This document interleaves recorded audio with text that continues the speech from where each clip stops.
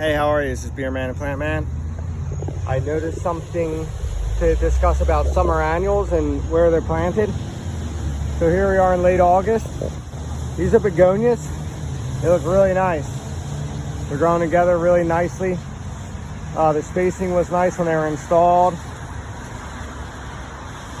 Could be a little bit closer. This bed's probably not irrigated.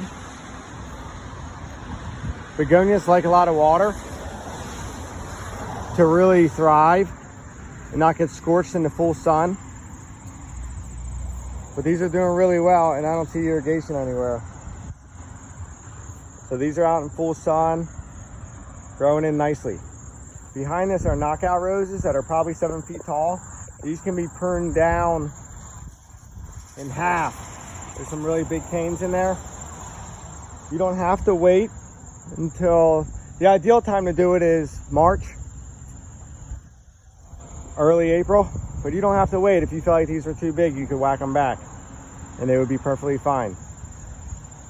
All right, there's a lot of new buds on here. See, these are going to continue to bloom into November,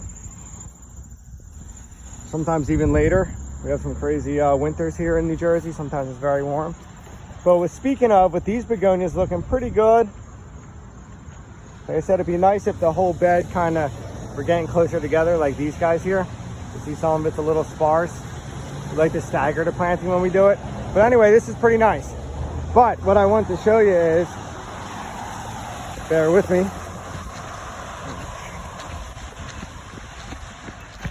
Right here across the street, this is not so great. This is, I'd say, a poor selection.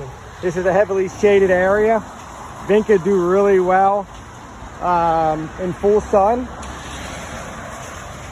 They really like full sun and not a lot of water. So I mentioned before, no irrigation in Vinca beds. But this one is in heavy shade under this really large, really cool willow oak, Quercus fellows. So I mentioned some Latin names. So this bed might have been much better with begonias in it. Begonias like the shade. They wouldn't be as big as they are across the street. Maybe New Guinea impatiens. Maybe some coleus would be really nice. Some elephant ears. That sort of stuff in this shady bed. All right, but I just thought this was interesting. I was sitting at the red light. I'm like, man, these begonias look pretty good out there. You see? Some free promotion for the village of Voorhees. These are looking pretty nice. And I look over here and I'm like, yikes, not so great.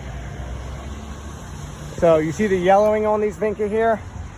They need fertilizer. That's called chlorotic. They're lacking nitrogen. You see this is a pretty good dark green leaf on these guys. This one, not so much. If your plants are yellowing like that, you got to give them some fertilizer. You can just throw granular fertilizer on here. You really need to water it in for it to be effective and take action and be taken up by the plants and released into the soil.